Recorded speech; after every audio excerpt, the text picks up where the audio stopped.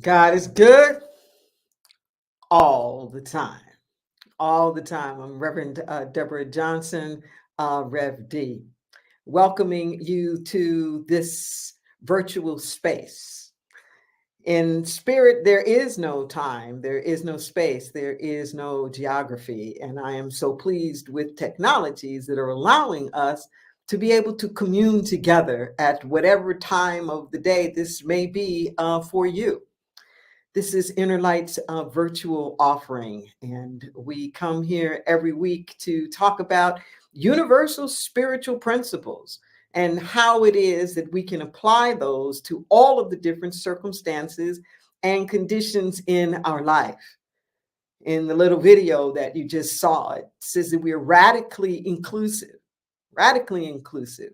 That means literally, like, no matter your path, regardless of whether you believe in this thing called God or you don't, regardless of if you are quote unquote non spiritual or spiritual but not religious or very religious and interfaith.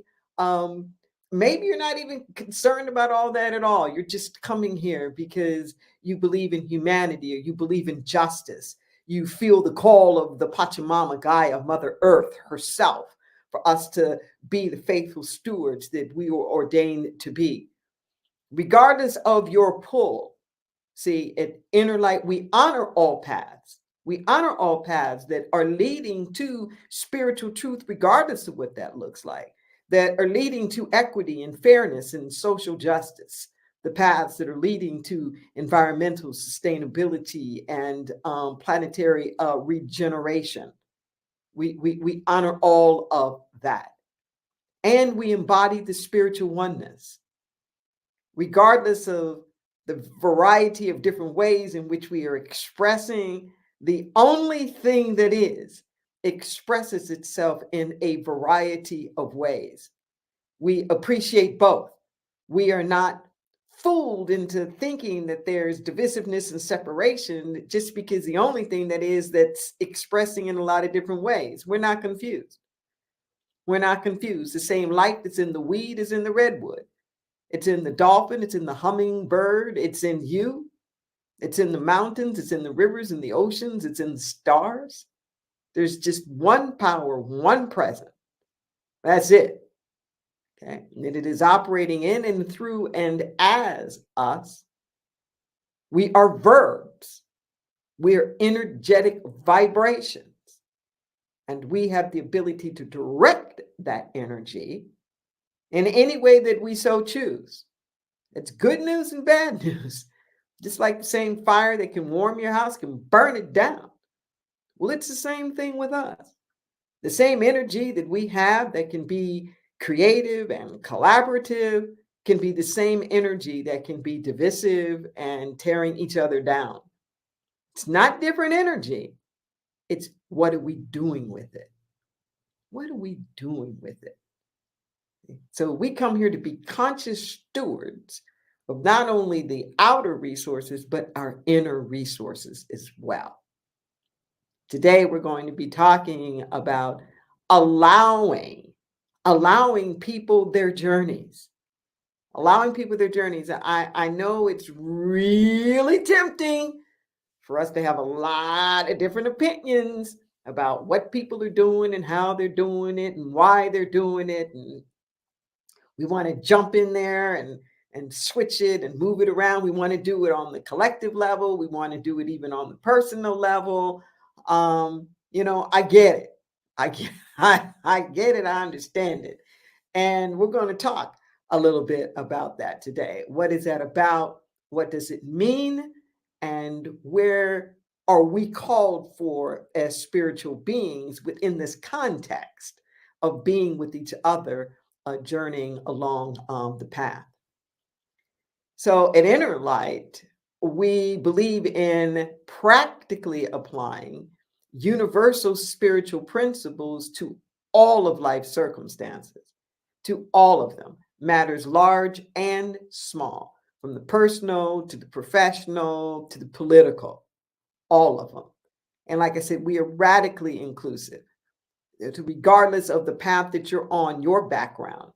You could be a conservative, you could be a so-called liberal, you could be someone who is anarchist. It just like doesn't believe that we should have government at all. You could be any of that. We have people who are carnivores and vegans and folks who are all kind of places along the gender continuum, spectrum, and family combinations. All that's fine. All that's fine. And wherever it is that you are, okay, we're not trying to move you into being somebody else or something else. What we're saying is that we love you just the way you are, and you can't stay that way. Okay, you have to grow, but it's not up to us to determine the wherefores and the whys of where it is that you grow, but we help provide tools to get you wherever it is that you're supposed to go. I get these divine downloads, and they come most often in the form of letters. Some of them have been published in a series called Letters from the Infinite. And in The Sacred Yes, which is volume 1, I love how the Spirit Voice puts it when it talks about religious practices. It says that all of those should bring you back to yourself, your spirituality. They are not designed to, or should not be designed to bring you to the church or to bring you to a religion. They should be designed to bring you back to your connection with the divine. And I love this particular framing that it said. It said that any of these like religious edicts or rules, regulations, they should be like traffic laws, where they tell you, traffic laws don't tell you where to go. They don't tell you where to go. They just help assure that each of you can arrive safely without interfering with each other's journeys. Okay? The traffic law doesn't tell you the destination. It just helps us travel better so that we can arrive at our destinations safely without interfering with each other's journeys. I'm going to be talking about that more in the message. So one of the tools that we offer to help us practically apply these universal spiritual principles to the circumstances in our life are affirmative activations. Okay. Every week it's 100 words, 100 words, 100 words to shift you, to recalibrate you, to help you see things differently, to give you practices and new paradigms to work within. They will be appearing on your screen. And if you are at all able to, I invite you to actually say these affirmative actions with me right now as they are appearing. Everyone's sojourn is divinely ordered. We each have things to learn and places to heal. It's not ours to know the purposes of another's path. We are not granted a window in another's soul. Life has rhyme and reason beyond our abilities to understand. I am content to leave life in divine hands. Nothing else is better equipped to manage the universe. I can only see a fraction from my purview. I turn to spirit for empowering perspectives. I resist temptations to interfere. I never rob people the blessings of their lessons. I graciously support everyone's right to their journey. Just Sit with this for a moment. Sit with it.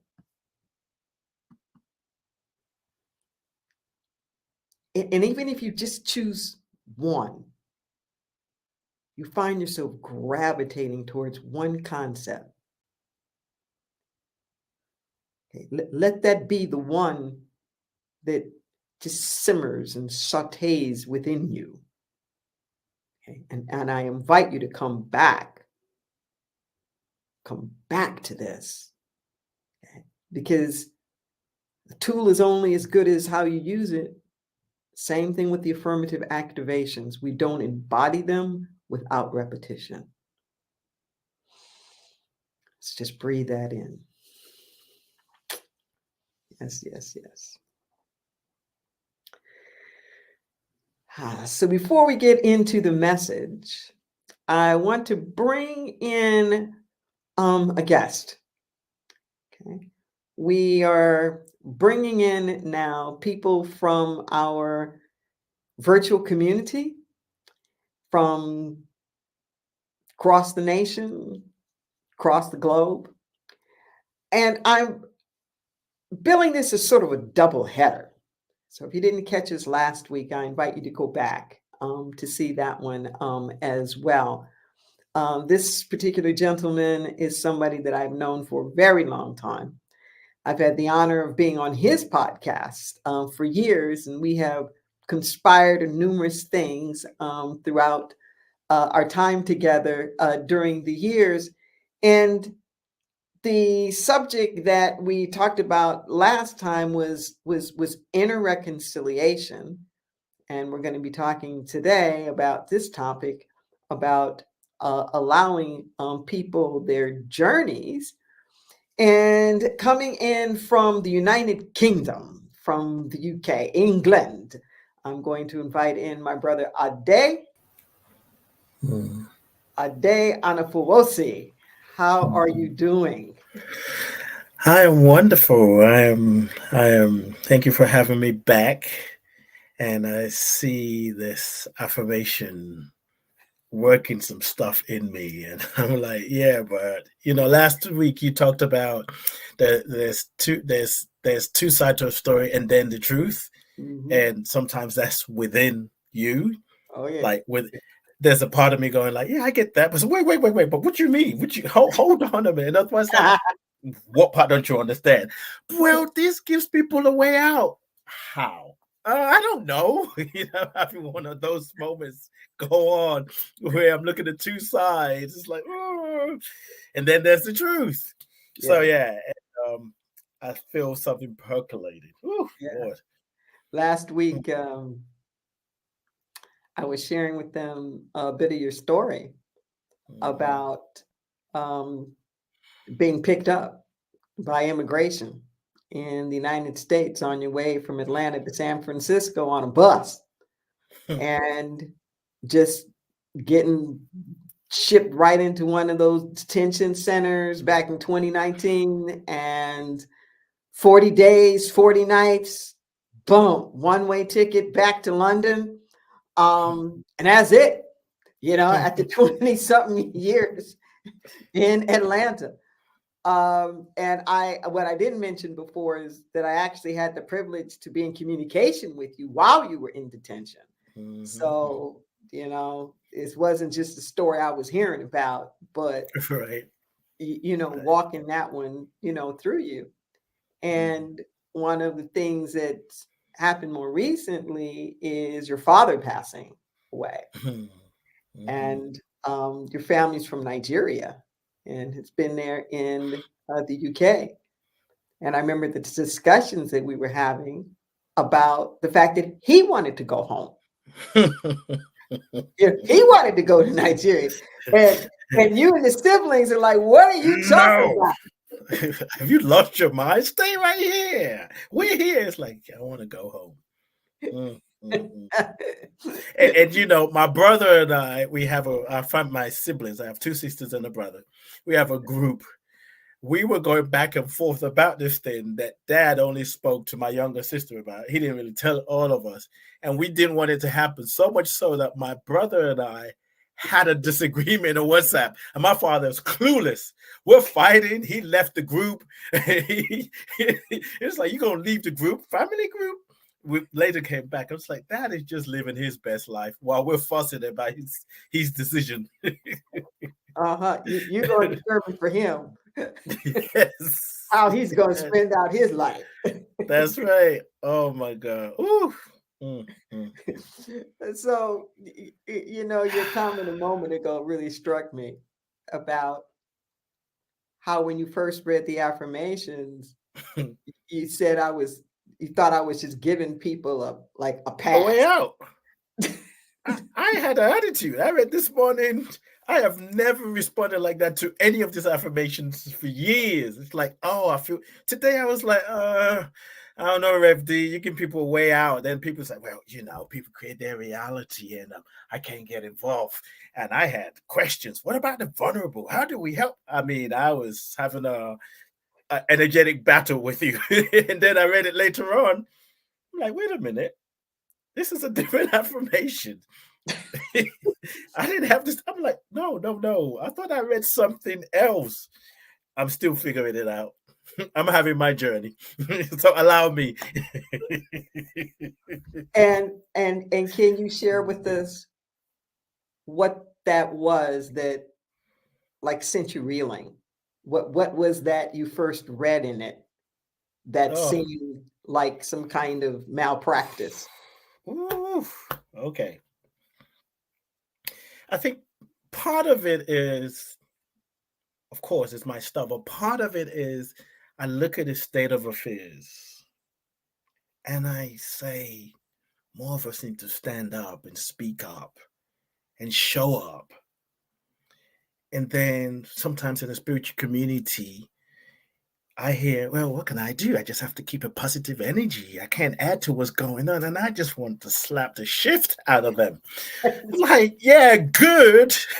That's a privileged position to say, I'm just going to hold the high. And I don't mind people holding high words, but I think for me, I experience them as just this sort of nice thing to say, because trying to help someone that we perceive to be, I don't like this word, underprivileged or vulnerable, activates something in us. And for me, and I don't know how, my mom was a midwife. So maybe I always feel like I want to be in service, help people, and I'm listening to people and I have answers. And I'm like, wait. No, at one point there was no wait. I'm just giving them all the spiritual truth I was getting from Hillside. Like, well, maybe you need to meditate. And I'm just giving all the stuff they didn't ask for. So as I've grown, I've learned to, and the part of the affirmation that said, I turn to spirit for empowering perspectives. Yes. That's the thing that has saved me, because as I'm talking to people, I can tune in, I can listen, I can ask for guidance, and I do ask for guidance. Yes. And sometimes I'm like, ooh, I feel like I get not to say anything, and then the person says something, and then it's like I get that nudge. Now say something. But for me, I thought, oh, I know what I can tell them. But you can't tell me nothing. I got it, God. I got it. Thank you. And but just I think the other side of it is, I feel like there is a call for us to grow, develop, and transform. Yes. And be willing to surrender to the place where we might feel uncomfortable. Yes. Not just for we're doing it for them, but for the collective healing of humanity. So when I read this, I was like, I can see how people can run with this. Like, well, what can I do? I don't have, no. Yes. So turn to spirit for empowering perspectives. That's it. Amen. Always glad to have you. Thank you for having me. Thank you. You're welcome. Let's just take a breath. Let's take a breath. Allowing people their journeys. Each of us has a reason for being.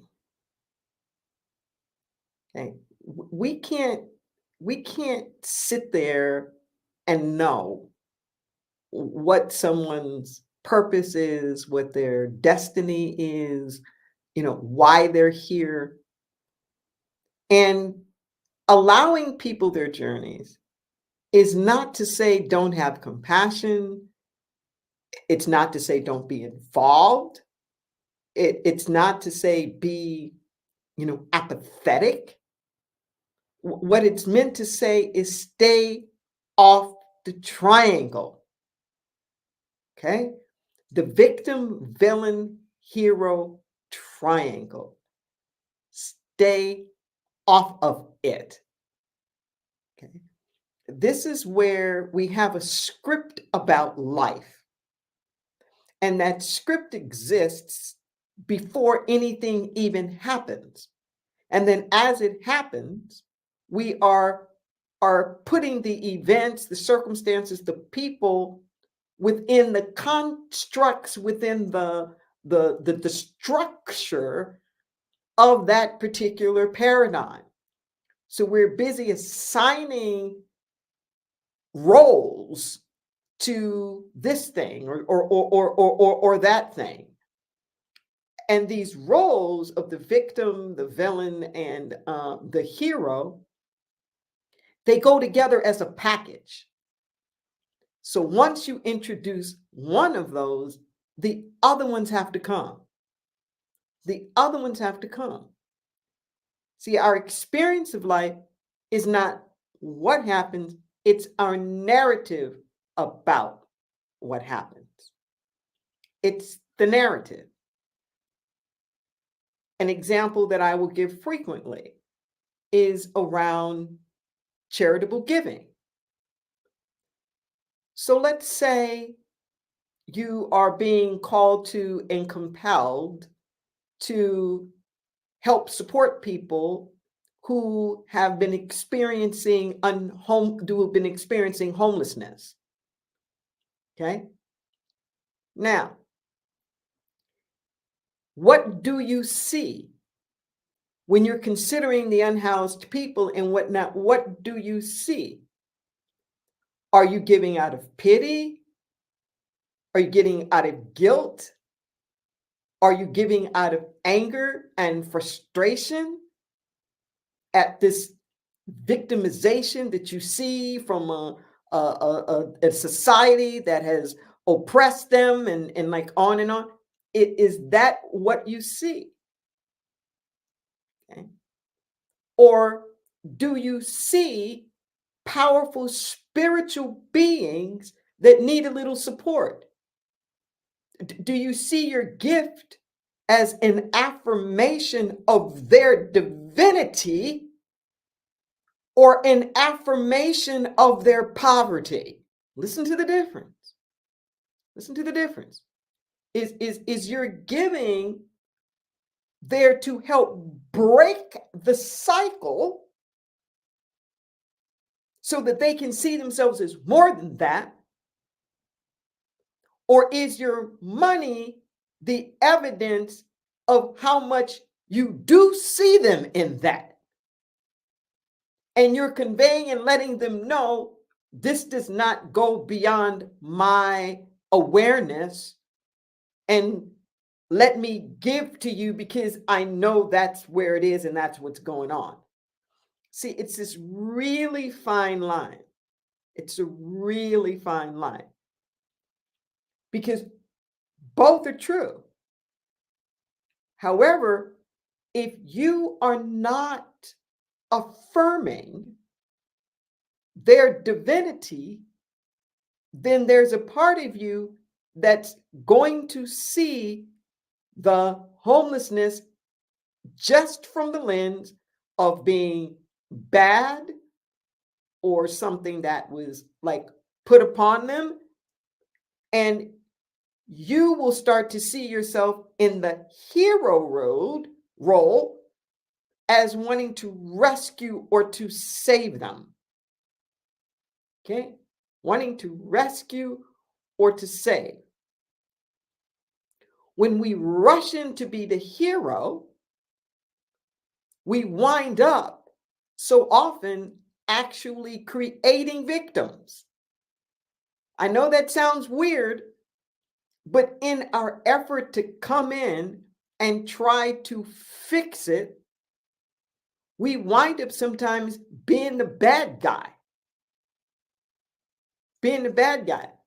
There are some situations that are coming in my head right now of somebody that thought that they were doing their grandmother this favor, okay, and went in and took out all the grandmothers, old pots and pans and things that looked like they had been, broken down, and gave them all this like new fancy stuff.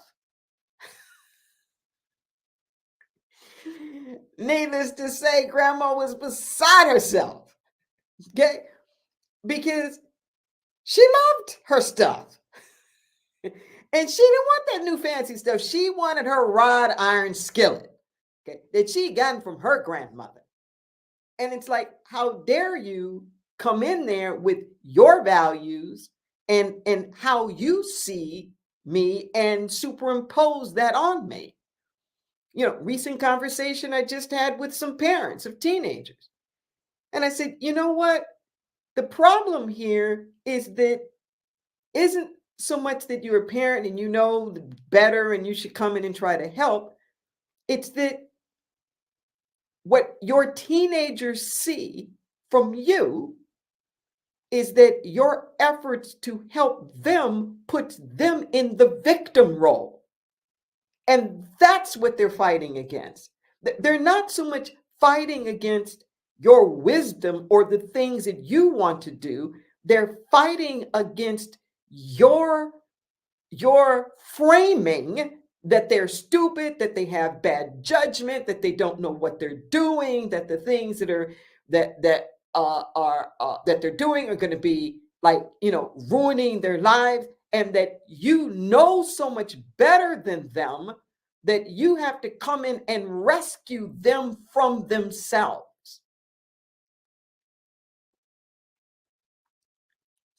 That's what they're fighting against. Because when you're stepping in that hero, you got to have something to say. You got to have something to say. Okay. Now, I'm just looking at this from one angle here. Now, I'm not trying to turn this into a whole workshop, but it's this way no matter which thing you're starting with. If you're being the victim or if you're being the villain, the moment that you put that role in there, the other cast of characters come in. So allowing people their journeys is about letting be whatever it is without putting that overlay on there that has it scripted in just one way. Okay? You don't know. You don't know. Because the answer is so often inside of the problem. The answer's inside of the problem. That people are learning lessons along the way. And just like with parenting, if you're busy trying to protect your kids all the time from life itself or its consequences, you never want it, to be hard, and you want them to have like all the opportunities and all of the rest of that, you're going to handicap them. Okay? You will literally cripple their capacity to be independent, self-sufficient agents in the universe. Just like a little chick, a bird has to get out of the shell on its own. Okay? It's got to break its way free, because cracking open the shell is what the bird needs to gain the strength in order to survive. If you crack that thing open for them, they're not going to make it. They're not going to make it. So here's what happens. How do you know that you're trying to be the hero, or how do you know that you're just showing up and being of service? Pain pushes until vision pulls. Pain pushes until vision pulls. Is your giving, is your support out of pain? That's what I'm saying. Not just their pain, but your pain. So often when we're interfering with people's journeys, it's because we're uncomfortable. I'm uncomfortable with what you're going through. And in order for me to experience less discomfort, I need to do something. I need to do something for you, to you, about you, so that I can feel better. Listen to what I'm saying. I don't care whether this is on the personal level, you and your sister, or whether this is on a global level, and we're talking about, global societal issues. If we're just trying to be the hero because we're in pain, or we're just trying to alleviate pain, we're going to wind up interfering in a way that messes things up. When we're coming from the standpoint that we are all powerful beings, that the universe wastes nothing. It wastes nothing. So that even the situations that people are in, as they gain the strength, get the resource or whatever to get out of it, they're going to be stronger for having been in it. Listen to what I'm saying. That people who've come out on the other side of cancer, they may not want to go through all of that again. Okay. But they know that they are stronger people for having gone through it. For people who've come out on the other side of addictions or poverty or abuse or any of the incarceration, divorces, the circumstances and the conditions were not things that people necessarily wanted to go through, but who they became on the other side is what that was about. Not the circumstances. It's like all of these different things are like going into the laboratory of life or the spiritual gym of life, where you gotta, to build some muscle, you gotta use the muscle. Okay. And some circumstances are more heavy lifting. No question about it. Okay. But when we understand that, when we understand that everybody's going through something, and that there's light at the end of the tunnel, that they are a greater, wiser, kinder, more powerful person on the other end, allows us then to be pulled by vision. We're not just jumping in there trying to save them from something, but we can hear a call of the universe to support for a higher vision, to support in possibilities, not to micromanage the universe and for us to determine what's best and what's how and all of the rest of that. That's not our job. That's not our job, because we don't know that. Okay? If somebody comes to me and let's just say they're in some distress, okay, in their relationship. Okay. It's not for me to say, well, you know, you need to leave your husband, or, you know, for me to micromanage the decisions that they need to make. Well, you need to leave this job. You need to move from here. You need to marry this person. You need to, you know, get this job. That's not ours to decide. That's not ours to decide. What's ours to know is that there is an answer and that there is a way. So, what you're praying for is the divine right action. What you're praying for is for the essential essence and all of that to come forth. Okay, that's what you're praying for. You're praying for the safety, the security. You're praying for the civility, the reconciliation, the healing, the forgiveness. You're praying for the empowerment, for the sustainability, the clarity, the guidance, the direction, the wholeness. That's what you're praying for. And you don't know how it's going to come forth. And I guarantee you, see, the universe, the great I am, the divine, I call it God, is redemptive. Listen to what I'm saying, is redemptive. It redeems things. To redeem is like to buy it back, to transform it so that it unleashes its essential qualities.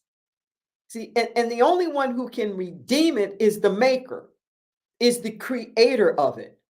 I used to sell for Procter and Gamble, and you know, we were the largest household product developer and producer like in the world at the time, probably still is.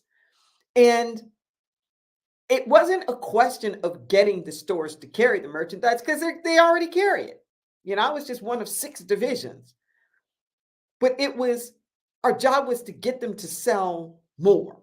That was our job, to get them to do displays and to get them to, you know, expand to some of the new iterations and new products. And one of the things that the company would do is flood the market with coupons.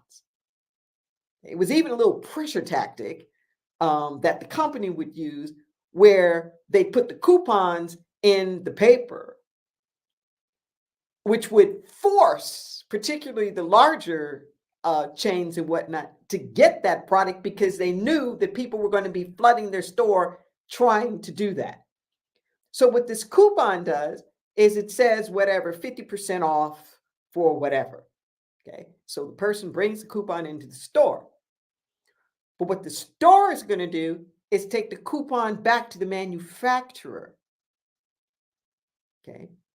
And that's how it's going to happen. It's the manufacturer who's going to wind up discounting the price that the merchant has to pay or whatever. The only one that can actually redeem the coupon is the one who's doing it. My father used to say to me sometimes, you need to redeem yourself, little lady. You need to redeem yourself. Okay. That meant I did something that in his mind wasn't the best or the most correct thing to do. And I needed to find a way to rectify it. Okay. I needed to, whatever, make amends, come back, make a choice, redo it, whatever that is. Okay. So when the universe comes in to correct something, it redeems. It doesn't just punish. See, we have a punitive system where we just like throw people away. We just throw away the key or whatever. The universe redeems. So when it redeems, there's a way in which everybody gets healed. Everybody. The oppressed, the oppressor, everybody comes out with a bit of a win-win. Okay. That doesn't mean that they escape consequences. Okay. Somebody may actually wind up going to jail or going to prison, but then they get transformed in prison.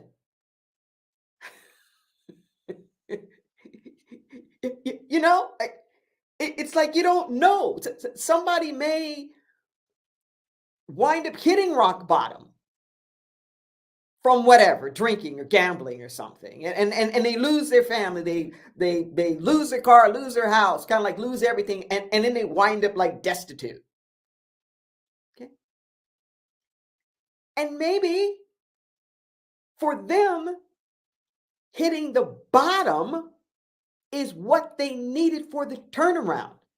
You've heard that phrase used quite often in recovery. They haven't bottomed yet. And what they're saying is that you can come in, you can try to help, you can try to be the hero and all of the rest of that, but they're not ready yet. They're not ready to do the turnaround. And there's no amount of effort on your part. And if you do try to come in and push them towards the sobriety or being clean, they're going to see you as the villain. They're going to feel victimized by you, judged, condemned. You don't love me. You don't care about me. You're judging me. Get off my back. You don't know me. You're trying to push your life on me. I'm not you and not blah, blah, blah, blah, blah, blah, blah. No, no. You hold the highest watch. Okay. You still see them for all that they can be.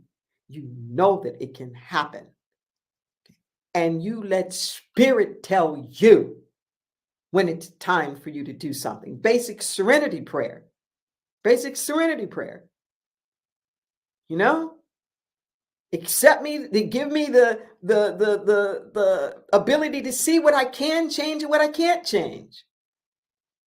You know, and the wisdom to know the difference. Let me do what I can do, but accept what I can't do and know the difference. Okay, that's what it means to allow people their journeys. And when you're being pulled by vision, then you become part of that redemption. When you're being pulled by vision, there's something that within you that says, show up this way, help, support. Okay. And you're doing it not out of judgment. You're not doing it from a holier than thou. You're not doing it because you're saving the dredge of the earth. You're doing it to level the playing field. Okay. You're doing it because you can see the oneness, you can see the wholeness, you can see the possibilities, and you want everybody to be part of that. Okay, everybody. And I do mean everybody. I'm getting a flash now of King Sr., Martin Luther King Sr., and how amongst all the tragedies that he had, the assassination of his son, MLK Jr., not long after that, his other son drowned, who also was a pastor with him there at Ebenezer Baptist Church. And then a few years after that, a gunman comes into the church looking for him and starts shooting and kills other people in church, including his wife. Alberta King Jr.'s mother, sitting there at the organ. Bam, dead right in church. And you know what King Sr. did? He actually petitioned for the murderer to not get the death penalty. He was a man of God. He believed in life. And yes, this man took his wife's life, but then taking his life wasn't going to make it any better. It's like when Holly Near says, when will we stop killing people who are killing people to prove that killing people is wrong? Okay. He wasn't just trying to come in there and be a hero with this guy. It's because he had a vision. He had a vision. And he knew that God had plans still for that man. And that it wasn't for him to decide to take that man's life any more than it was the right of that man to take his wife's life. Because we don't know. We don't know what God has in mind for people.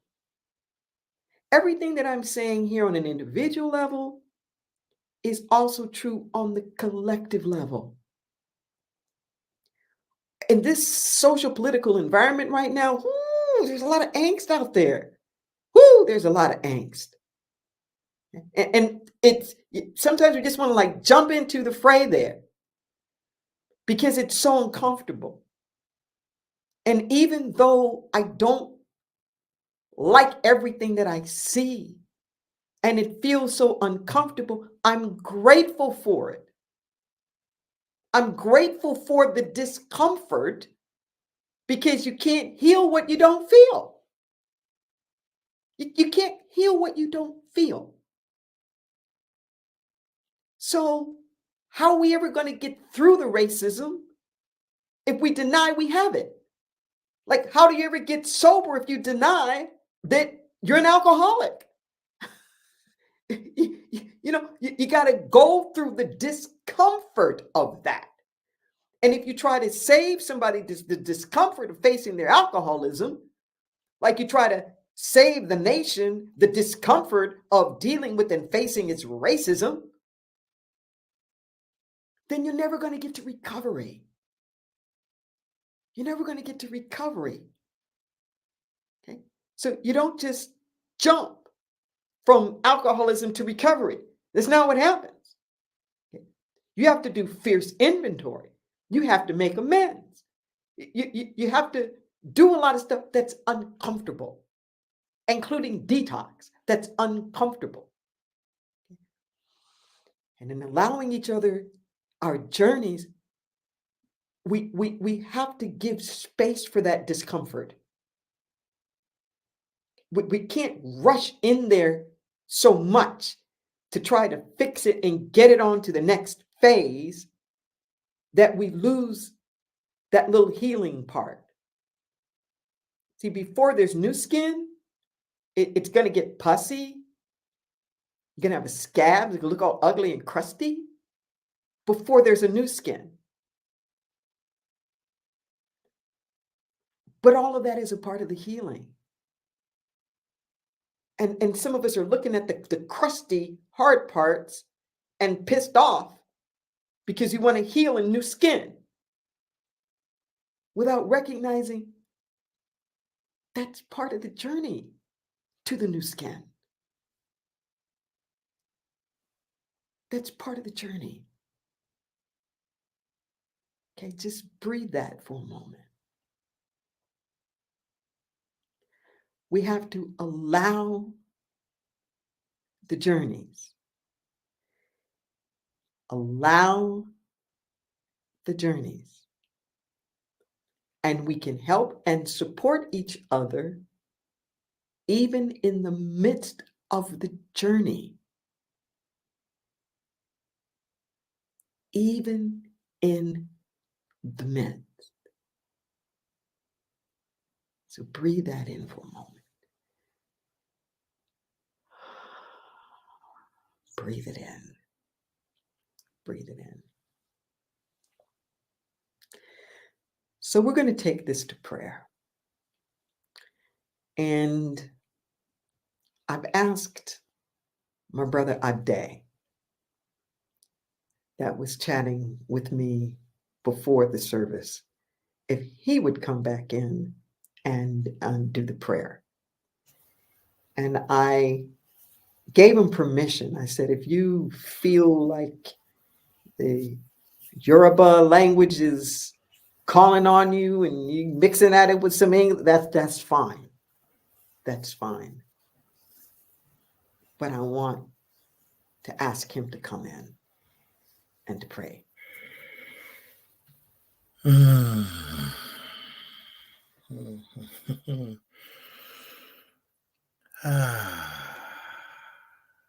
God, our Father, God, everything.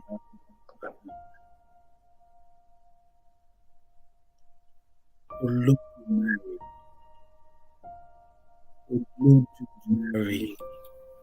which means the cauldron that never runs out, the all-sufficiency, the creator of all things. I allow all that I am to be, to just sink into that space. And from that place, I welcome this moment that is calling us up and out to be more, to allow ourselves the journey to healing, back to the self. And as we make space for ourselves, we can create space for others. They say hurt people hurt people. And I often say that's just part of the story. Healed people heal people. So we surrender to the healing right now, to be the place and space for love, for truth, for peace. And as we surrender, we just let the dissolving of the mindset, the outdated way of thinking, we just allow it to dissolve. We don't even have to think, oh, I'm stepping out of the triangle.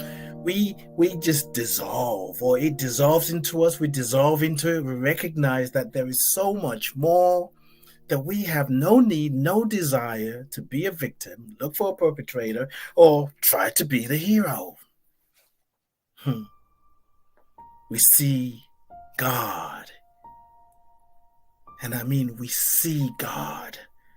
Not just spiritual bypass. We see God. I see God.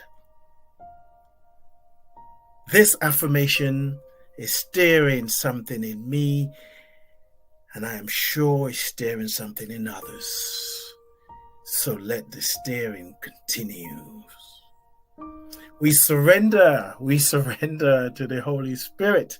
We surrender to Ẹ̀mí Mímọ́, the Holy Spirit. The Holy Spirit.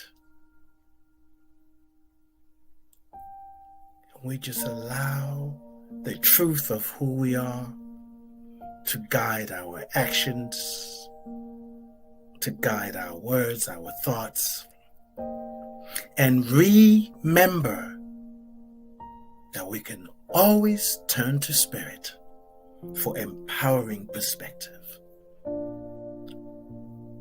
To affirm and accept that we are being inspired to be the place for healing. We allow the vision to pull us, to heal us, and we embrace it all. We embrace it all. We embrace it all. And we allow the healing, the transformation, the shifting that is happening through us to go out into the world without us needing to do anything, just by being who we are. Healed people. Heal people. And so it is. Amen. Ami. Ashe. Thank you, God. It is done. It is done. Thank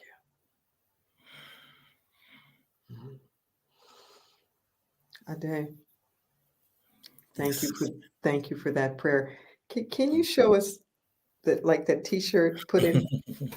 Yes, I gotta get up. Put it in the screen. Let's see. There we go. Yeah. Healed people. Healed people. Yeah. His podcast is called Being You. Mm-hmm. I love that. We can't stop with hurt people. We just stop. We don't tell the whole story. Yes. We need the flip side. Thank you, Ade. Thank you for having me. Yes, indeed. We are a praying community here. And just like you heard Ade pray, there are people who are praying all of the time. They're praying over the prayer requests that come in. You can feel that vibration. You see there's information that's scrolling across your screen now. You can reach us by telephone at 831-465-9090 at extension 254. If you're out of the country, feel free to use WhatsApp to do that.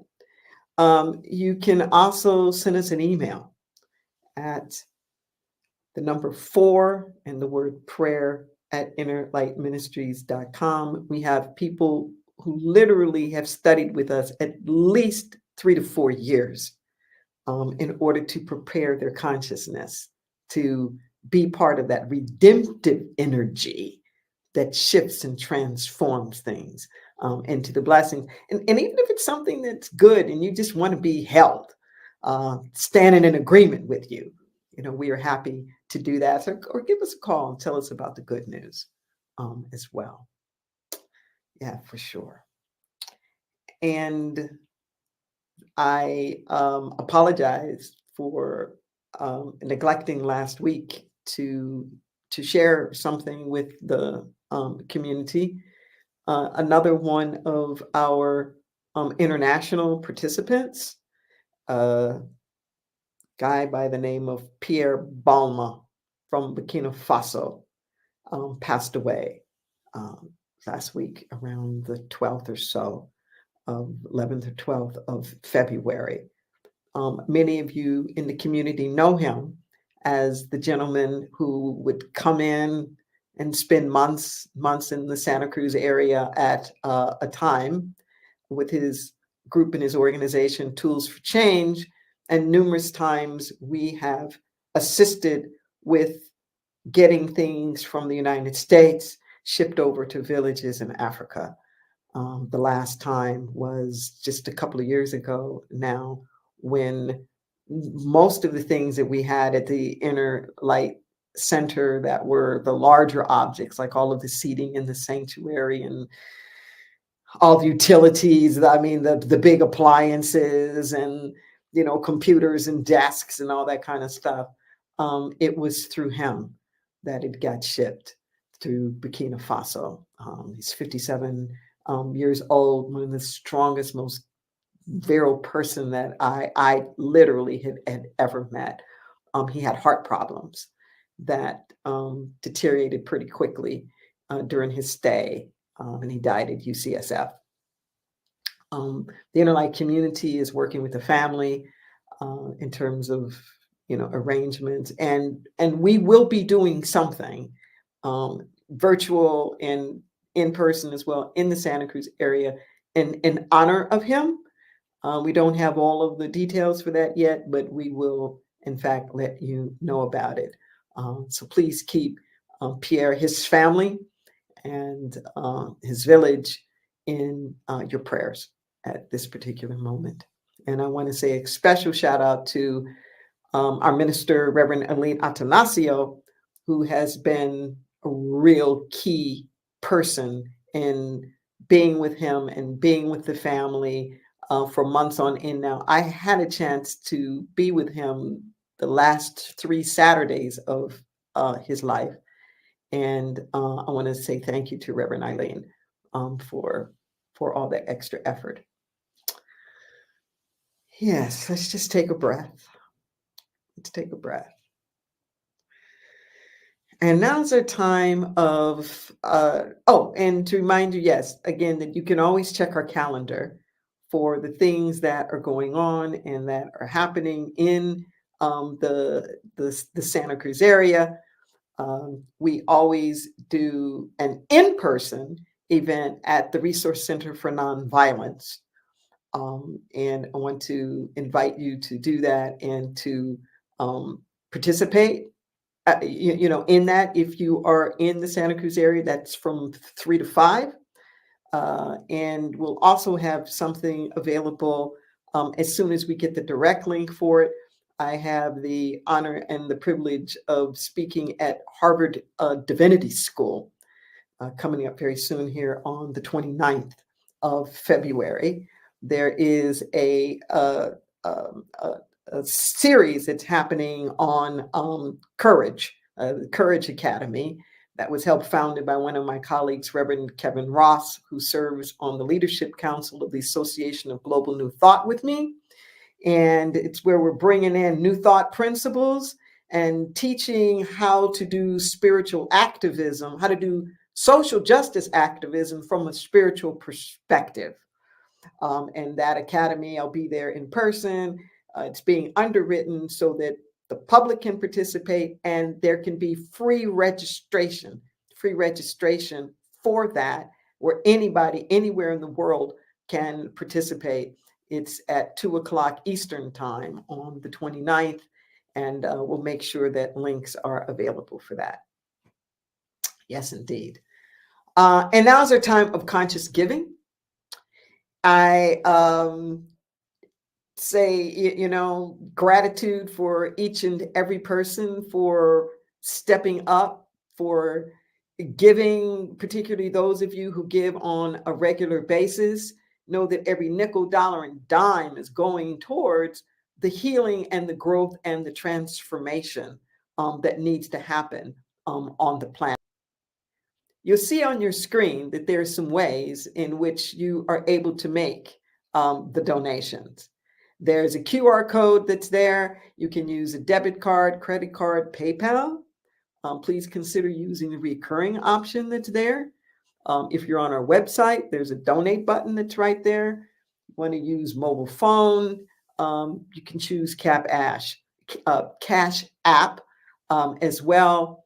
And please know, once again, that every nickel, dollar, and dime is going towards healing, it's going towards growth, it's going towards transformation, supporting our programs. And we wouldn't be able to do it without your support. We are an independent spiritual community. We're not connected to any denomination. So even if this is your very first time, know that you are part of community. You are part of community. And I just bless it all, knowing that our every act produces abundance. We dare to give freely unto the truth that sets us free. Yes, indeed. And remember that your generosity, your own generosity, returns to you. It returns to you and it blesses you. Okay. So if you're in the Santa Cruz area, the next Sunday, we always do something virtual. So we'll always be here like in the morning. In the afternoon, we will be at the Resource Center for Nonviolence. And Kim Clark is going to be the guest speaker, along with Heather Houston doing the music. So if you're around the Santa Cruz area, please check us out. And we are now able to live stream those. So if you're not in the Santa Cruz area and you can't come in person, you can still watch it happening on YouTube. Let's take a breath. And as always, say we want to take this consciousness and multiply it. See it.